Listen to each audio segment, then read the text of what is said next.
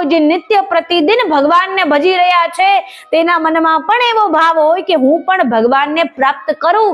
પરંતુ પોતાને એકવાર પ્રશ્ન પૂછવાની આવશ્યકતા છે, શું આપણા કર્મ એવા છે કે જેનાથી ભગવાન સાક્ષાત રૂપે ધરતી પર અવતાર લે, આપણને પ્રગટ રૂપે દર્શન આપવા માટે, આપણા પર કૃપા પ્રાપ્ત કરાવવા માટે? શું ખરેખર આપણા કર્મ એવા છે? ને આપણી ઈચ્છાઓ તો અનેરી છે, આપણા શોખ તો અનેરા છે. ભગવાન મારી સાથે વાર્તાલાપ કરે, ભગવાન મારી સાથે વાતો કરે, ભગવાન મને ઉત્તર આપે, હું એમને જે પ્રશ્ન પૂછું એમાં પ્રશ્નોત્તરી થાય, ભગવાન મને દર્શન આપે, હું ધારું ત્યાં મને દર્શન આપે. શું આપણા કર્મ એવા છે ખરું?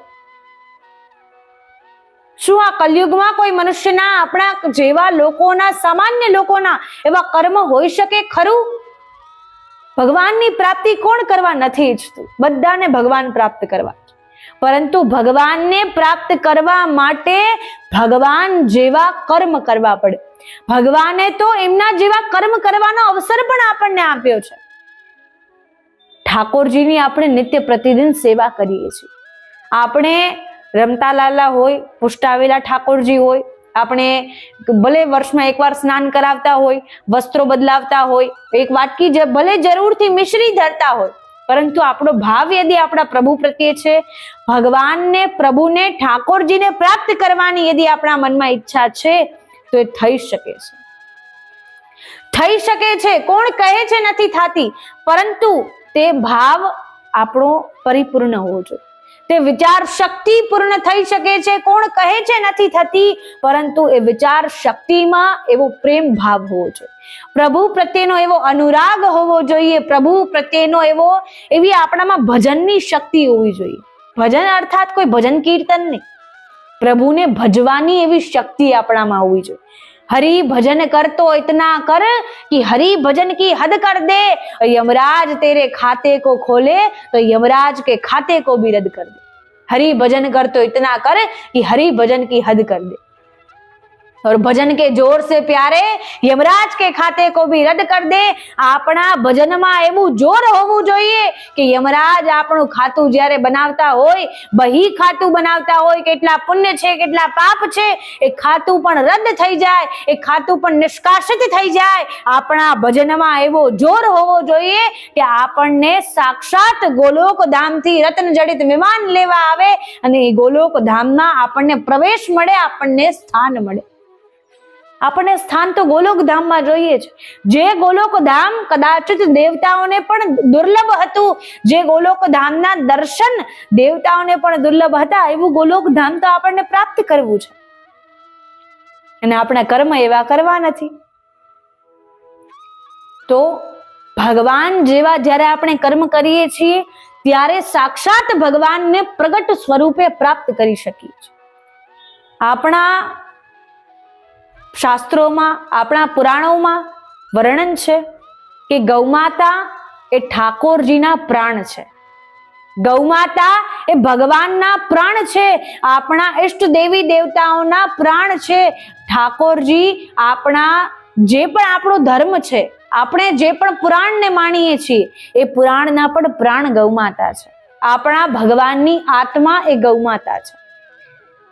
તો એટલા માટે જ્યારે આપણે પ્રભુને પ્રસન્ન કરવા હોય, જ્યારે આપણે ઠાકોરજીને પ્રસન્ન કરવા હોય, ત્યારે ગૌમાતાની સેવા કરીએ છીએ, ત્યારે ઠાકોરજીની અનન્ય પ્રસન્નતા આપણને પ્રાપ્ત થાય છે.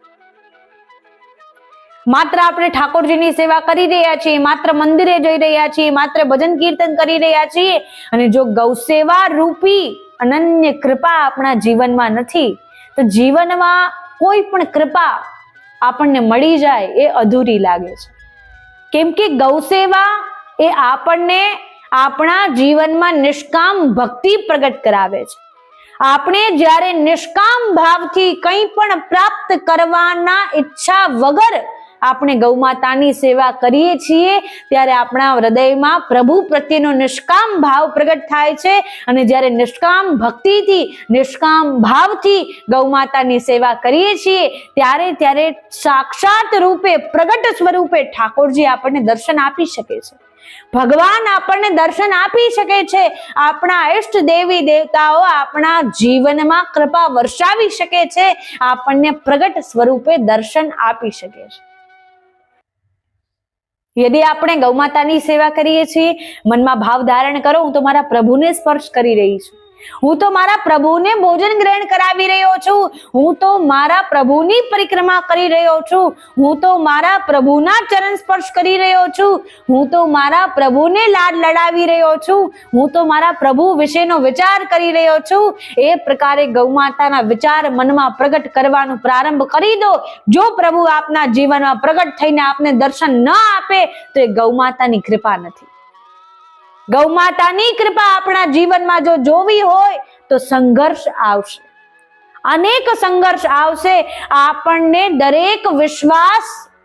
દરેક પ્રકારથી વિશ્વાસ મૂકીને આપણને આપણી કસોટી કરવામાં આવશે, આપણી પરીક્ષા કરવામાં આવશે. દરેક વિશ્વાસથી વિશ્વાસ ઉઠાડીને આપણી પરીક્ષા કરવામાં આવશે. પરંતુ જો આપણો વિશ્વાસ દ્રઢ હશે, ગૌ માતા ક્યારેય આપણને હારવા નહીં દે. એ પછી સંસારી લડાઈ હોય, એ વૈરાગ્યતાની લડાઈ હોય, કોઈ પણ પ્રકારની આપણા જીવનની સંઘર્ષ રૂપી યુદ્ધ છે, એ દરેક યુદ્ધમાં વિજેતા બનાવે છે ગૌ માતા. કેમ કે ગૌ માતાની સેવા કરવી એ આપણું કર્મ નથી, એ આપણું કાર્ય નથી, એ તો સાક્ષાત ભગવાનનું કાર્ય છે. ભગવાને પણ ધરતી પર અવતાર લીધો હતો ગૌ માતાની સેવા કરવા માટે. યદિ ભગવાન ગૌ માતાની સેવા ન કરત, યદિ ભગવાન શ્રી કૃષ્ણે ગૌ માતાની સેવા ન કરી હોત તો એમને કોણ ગોવિંદ કહીને બોલાવત, એમને કોણ ગોવિંદ કહીને પુકારત, એમને કોણ ગોપાલ કહીને પુકારત, એમને કોણ બ્રજેશ કહીને પુકારત, એમને કોણ બ્રજના નાથ કહીને પુકારત. એમને ગૌ માતાની સેવા કરી છે, એટલા માટે આજે આપણે સૌ એમને ગોવિંદ અને ગોપાલ કહીને પુકારીએ છીએ. ગૌ માતા વગર બ્રજ સૂનું છે, ગૌ માતા વગર ઠાકોરજી અધૂરા છે, ગૌ સેવા વગર ઠાકોરજીની કૃપા અધૂરી છે. ગૌ, ગોવિંદ અને ગોપાલ જ્યારે એમની અનન્ય કૃપા પ્રાપ્ત કરવી હોય તો બંનેની સમાન રૂપથી સેવા કરવી પડે. અને ભગવાનને પ્રાપ્ત કરવા માટે, ભગવાન શ્રી કૃષ્ણના પ્રગટ સ્વરૂપને પ્રાપ્ત કરવા માટે, આપણા જે કોઈ પણ ઇષ્ટ દેવી દેવતા હોય તેમના પ્રગટ સ્વરૂપને પ્રાપ્ત કરવા માટે ભગવાન જેવું કર્મ કરવું પડે. અને ભગવાન જેવું કર્મ કરવાનો અવસર ભગવાને આપણને આપ્યો છે. ભગવાન કહે છે, મેં મારા જીવનકાળમાં ગૌ માતાની સેવા કરીને પ્રગટ સ્વરૂપે આખા સંસારમાં પૂજાણો છું, તો એ જ સેવાનો અવસર મેં તને આપ્યો છે. તું પણ ગૌ માતાની સેવા કરે ને આખું સંસાર તારી પૂજા કરશે. ભગવાને આપણને એવો અવસર આપ્યો છે, પરંતુ એ અવસરને આપણે ક્યાંક ને ક્યાંક ચૂકી રહ્યા છીએ. એ અવસરને આપણે ક્યાંક ને ક્યાંક વિસ્મરણ કરી રહ્યા છીએ, જે અવસર સાક્ષાત ભગવાને આપણને પ્રદાન કર્યો છે. એ પછી આપણે શ્રી કૃષ્ણને માનતા હોય, શ્રી રામને માનતા હોય, ભગવાન શંકરને માનતા હોય, આપણી કોઈ પણ માતાજીને માનતા હોય, એમની આરાધ્ય ગૌ માતા રહી છે. એમની કૃપાનો માર્ગ એ ગૌ સેવા છે. આપણા ઇષ્ટ દેવી દેવતાઓની કૃપાનો માર્ગ એ ગૌ માતા છે. આપણા મનમાં વિચાર આવે, શું ખરેખર માત્ર ગૌ માતાની સેવા કરવાથી આપણને પ્રગટ સ્વરૂપે ભગવાનની પ્રાપ્તિ થઈ શકે છે? હા, થઈ શકે છે. પ્રાચીન સમયની એક કથા, એક પ્રસંગ જે કાલ્પનિક નથી પરંતુ ઘટિત થયેલો પ્રસંગ છે, કે જે સમયે એક સ્ત્રીએ ગૌ માતાની સેવા કરી અને પ્રગટ સ્વરૂપે ભગવાન નારાયણ એમને દર્શન આપવા માટે આવ્યા, અને એ સ્ત્રીનું જીવન ત્યારથી ધન્ય થઈ ગયું. પ્રાચીન સમયમાં એક ગોપાલિની નામની સ્ત્રી હતી, જેનું આપણે કહી શકીએ, જેનો ભાવ અતિ દુર્લભ અને અતિ દ્રઢ હતો. જેવો ભાવ કદાચિત જ ગામમાં કોઈ સ્ત્રીનો અથવા કોઈ વ્યક્તિનો રહ્યો હશે, જેવો ભાવ એ સ્ત્રીનો હતો. અને કહેવાય છે દૈવી જીવ પણ બહુ ઓછા હોય છે, બહુ વધારે દૈવી જીવો પ્રગટ થતા નથી. એ દૈવી જીવ સ્વરૂપે પ્રગટ થઈ હતી, એ સાત્વિક આત્મા સ્વરૂપે પ્રગટ થઈ હતી, સાત્વિક જીવ તરીકે પ્રગટ થઈ હતી. પ્રગટ જ થઈ કહેવાય, કેમ કે જે ગૌ માતાની સેવા કરે છે તેનો જન્મ નહીં, તેનું પ્રાગટ્ય થાય છે. કેમ કે ગૌ ભક્ત તરીકે પ્રગટ થાય છે, એ ગૌ સેવક તરીકે પ્રગટ થાય છે, ગૌ પાલક તરીકે પ્રગટ થાય છે, ગૌ રક્ષક તરીકે પ્રગટ થાય છે. એટલા માટે તેનું પ્રાગટ્ય કહી શકાય, તેનો જન્મ નથી. તો આ સ્ત્રી પણ ગૌમાતાની ખૂબ ભાવથી સેવા કરતી હતી, પરંતુ તેને ત્યાં જે ગૌમાતા હતી એ ગૌમાતાને બહાર કાઢવાના ગામના લોકોએ હજારો પ્રયત્ન કર્યા. ગામના લોકો એને કહેતા, અરે તું ગાંડી થઈ ગઈ છે, અરે તારામાં બુદ્ધિ નથી ચાલતી, કે તું તો એક બીમાર ગાયની સેવા કરે છે, એક બીમાર ગૌમાતાની, જે રોગગ્રસ્ત ગૌમાતા છે તેની સેવા કરી રહી છે. તેનાથી તને પણ રોગ લાગવાની શક્યતાઓ છે, તેનાથી તને પણ રોગ લાગી શકે, તને પણ મહામારી થઈ શકે છે. અરે તારું તો કોઈ નથી, તારા પરિવાર વાળામાં તારું કોઈ નથી, તું એકલી રહે છે, અગર તું બીમાર થઈ ગઈ તારી સેવા કોણ કરશે? આવા અનેક પ્રકારના મેણા ટોણા મારીને લોકોનો અનેક પ્રયાસ રહ્યો કે ગૌમાતાને પોતાના ઘરની બહાર કાઢી મૂકે અને ગૌમાતાને રોડ પર જતી કરી દે, પરંતુ તેને વાત ન માની.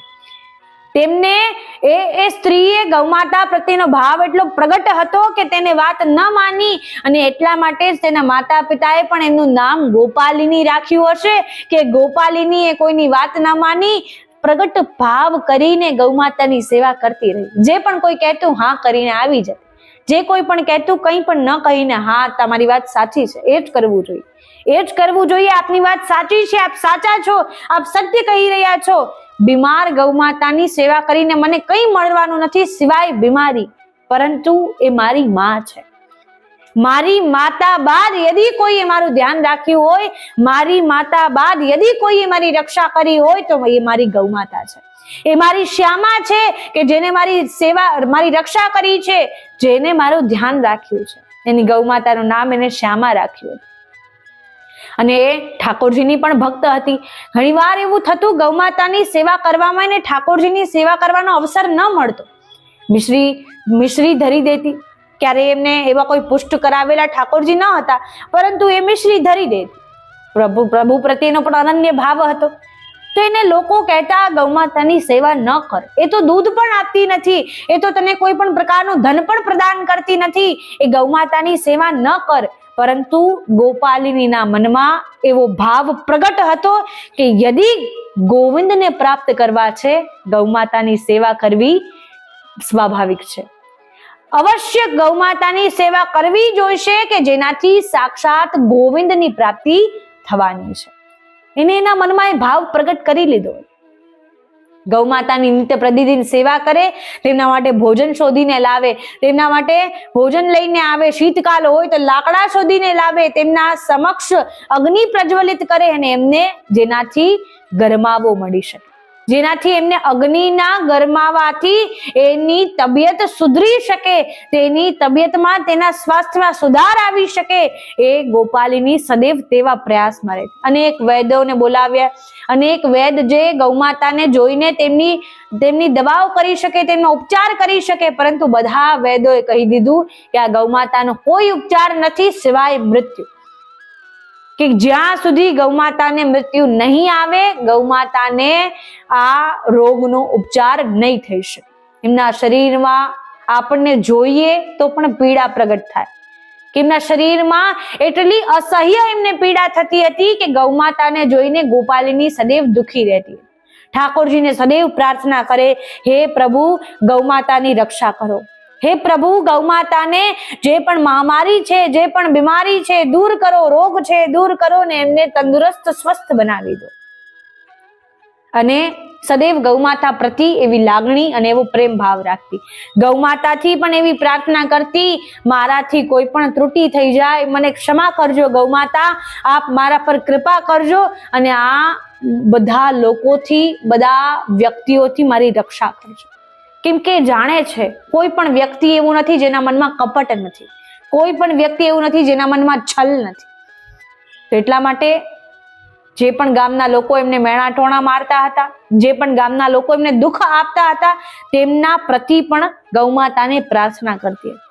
અને એ સત્ય છે.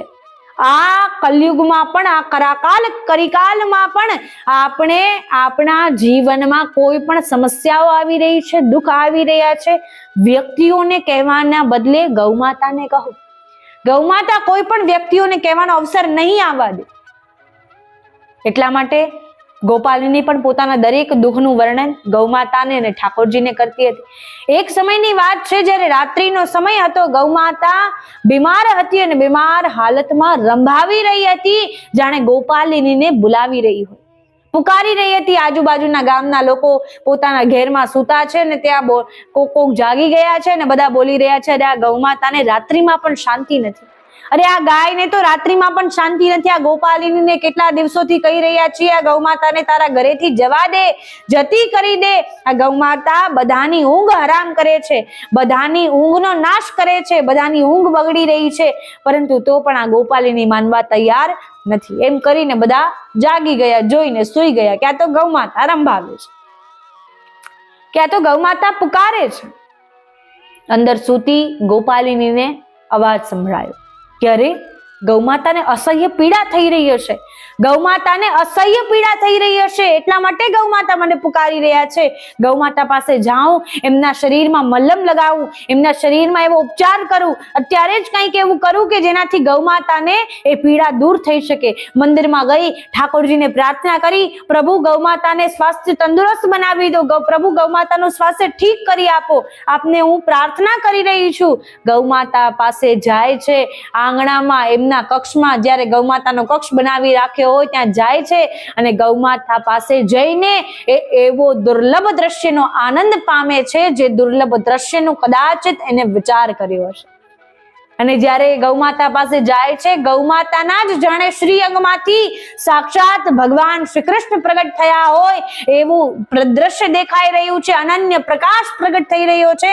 અને એક ગૌમાતાના દ્વારથી એની કૃપા ગોપાલિનીને આજે પ્રાપ્ત થઈ છે. ગૌ સેવાના માર્ગથી જ આજે પ્રગટ સ્વરૂપે સાક્ષાત ભગવાન એ ગોપાલિનીને પ્રાપ્ત થઈ ગયા છે. પ્રભુના દર્શન કરીને ગોપાલિની તો અચંબિત રહી જાય છે, જાણે એ પોતાના એ ધ્યાનમાં નથી, જાણે તેને પોતાનો હોશ રહ્યો નથી. હવે એના મનમાં જેટલી પ્રભુ પ્રત્યેની આસક્તિ હતી એટલી આસક્ત થઈ જાય છે. કહે છે પ્રભુ આપે મને દર્શન આપ્યા છે, પ્રભુ આજે મેં એવું મેં શું કાર્ય કરી દીધું, એવી મેં શું સેવા કરી દીધી કે આજે આપે દર્શન આપ્યા છે મને. ત્યારે પ્રભુ એને કહે છે કે ગોપાલિની, તે જે સેવા કરી છે એ ગામના કોઈ કરી શક્યા નથી, એટલા માટે આજે મારે તારા ઘરે પ્રગટ થવું જ પડ્યું કે આજે તારા પણ અનન્ય કૃપા પ્રદાન કરવા માટે તારા ઘેર પ્રગટ થવું પડ્યું. તારે માંગ શું માંગવું છે, તારે શું વરદાન જોઈએ છે? ગોપાલિની કહે છે અરે પ્રભુ, જેને સાક્ષાત આપ પ્રાપ્ત થઈ જાઓ છો, જેને સાક્ષાત પ્રભુ પ્રાપ્ત થઈ જાય છે, જેને સાક્ષાત પ્રભુ પ્રગટ સ્વરૂપે દર્શન આપે છે, એને આ સંસારી મોહ માયાની શું લાલસા રહે છે? મારે કઈ જોતું નથી પ્રભુ, મારી માત્ર એટલી પ્રાર્થના છે ગૌમાતાનું સ્વાસ્થ્ય એ ઠીક કરી દો, ગૌમાતાનો રોગ દૂર થઈ જાય. ગૌમાતા બીમાર છે, વર્ષોથી બીમાર છે, એમની બીમારી દૂર થઈ જાય અને એમને કૃપા પ્રાપ્ત કરો. ગૌમાતા પર એવી કૃપા કરો. ઠાકોરજી ગૌમાતાને સ્પર્શ કરે છે. ગૌમાતા જેવી પહેલા તંદુરસ્ત હતી, જેવી પહેલા એમનું સ્વાસ્થ્ય સુંદર હતું, તેવું જ સુંદર સ્વાસ્થ્ય બની જાય છે, તંદુરસ્ત બની જાય છે. અને પ્રભુ તથાસ્તુ કહીને પ્રભુ તેમને અનન્ય વર પ્રદાન કરીને કે સદૈવ જ્યારે જ્યારે હવે તું મને યાદ કરીશ, તું મને સ્મરણ કરીશ, ત્યારે ત્યારે હું તારા સમક્ષ પ્રગટ થઈ જઈશ. જ્યારે જ્યારે તું મને પ્રગટ કરવા માટે પુકારીશ, ત્યારે ત્યારે હું તારા સમક્ષ પ્રગટ થઈ જઈશ. અને ગૌશાલામાં એવો અનેરો દ્રશ્ય જોઈને, જ્યાં એક જ ગૌમાતા હતી, ગૌશાલાના નામ પર જ્યાં એક જ ગૌમાતાની સેવા થતી હતી, અને એ ગૌમાતાની સેવા કરીને આજે ગોપાલિનીએ સાક્ષાત ભગવાનને પ્રાપ્ત કરી લીધા. અને ખરેખર એ મૂર્ખ જ હોઈ શકે કે જેને સાક્ષાત ભગવાન પ્રાપ્ત થઈ જાય અને પૂછે કે તારે શું વરદાન જોઈએ છે બોલ. ત્યારે મનુષ્ય કહે છે મારે ધન જોઈએ છે, મારે વૈભવ જોઈએ છે, ઐશ્વર્ય જોઈએ છે. અરે પ્રભુથી મોટું કોઈ ધન નથી, પ્રભુ નામથી મોટું કોઈ ઐશ્વર્ય નથી, પ્રભુ નામથી મોટું કોઈ સ્મરણ નથી. તો એટલા માટે જે પ્રકારે ગોપાલિનીને આખરે ગોલોક ધામ રૂપે સાક્ષાત ઠાકોરજીની પ્રાપ્તિ થઈ, પ્રગટ સ્વરૂપે ભગવાનની પ્રાપ્તિ થઈ, માત્ર ને માત્ર મિશ્રી ભોગ ધરીને ઠાકોરજીની સેવા કરતી હતી, પરંતુ સાથે ગૌમાતા પ્રત્યેનો અનન્ય નિષ્કામ ભાવ પ્રગટ હતો. ગૌમાતા પ્રત્યેની અનન્ય નિષ્કામ ભક્તિ પ્રગટ હતી, જેનાથી એને સાક્ષાત ભગવાનની પ્રાપ્તિ થઈ ગઈ. આ જ પ્રકારે આખરે જ્યારે ગોપાલિનીને ગોલોક ધામની પ્રાપ્તિ થઈ, એ જ પ્રકારે આપણે પણ ગૌમાતાની સેવા કરીએ. આપણને પણ આ એકાદશી મકર સંક્રાંતિનો અનેરો અવસર પ્રાપ્ત થઈ રહ્યો છે. ગૌમાતાની સેવા કરવાનું પ્રારંભ કરીએ. આપણા મનમાં વિચાર આવે કે આજ સુધી ગૌમાતાની આટલી સેવાઓ કરી હશે, તો પણ તેનો આપણને પ્રભાવ કેમ નથી દેખાતો, તો પણ તેનું પરિણામ, તેનું ફલ કેમ નથી દેખાતું. સેવામાં કોઈ ત્રુટિ રહી નથી. ત્રુટિ હતી તો આપણા ભાવમાં હતી. આપણો ભાવ સુંદર પ્રગટ કરો. આપણા ભાવમાં ગૌમાતા પ્રત્યે એવો પ્રેમ અને એવો અનુરાગ પ્રગટ કરો અને ગૌમાતાની સેવા કરતા રહો. અને આજથી જ ગૌમાતાની સેવા કરવાનો સંકલ્પ ધારણ કરો, જેનાથી આખું વર્ષ આપને પણ એ અનેરા પરિણામ પ્રાપ્ત થતા રહેશે. તો આ જ પ્રકારે ગૌમાતાની સેવા કરતા રહીએ. જે પ્રકારે ગોપાલિનીને સાક્ષાત સ્વરૂપે પ્રગટ ઠાકોરજીનું સ્વરૂપ પ્રાપ્ત થયું, એ પ્રકારે આપણને પણ પ્રગટ ઠાકોરજી પ્રાપ્ત થાય તેવી પ્રભુને પ્રાર્થના કરીએ. ગૌમાતાને પ્રાર્થના કરીએ. ગૌમાતાની સેવા કરતા રહીએ. ગૌમાતાની સેવા માટે અન્ય ભક્તોને પણ પ્રેરિત કરીએ. ગૌમાતાની કથા શ્રવણ કરતા રહીએ. ગૌ કથાને શ્રવણ કરવા માટે અન્ય ભક્તોને પ્રેરિત કરીએ, જેનાથી આપને અનેક સહસ્ત્ર ગણા પુણ્યોની પ્રાપ્તિ થાય છે. ગૌમાતા આપના પર અવશ્ય કલ્યાણ કરશે. ગૌમાતા આપના પર અનન્ય કૃપા વર્ષાવશે તેવી ગૌમાતાને પ્રાર્થના કરીએ. બોલ શ્રી ગિરિરાજ ધરણ કી જય. શ્રી કામધેનુ માત કી જય.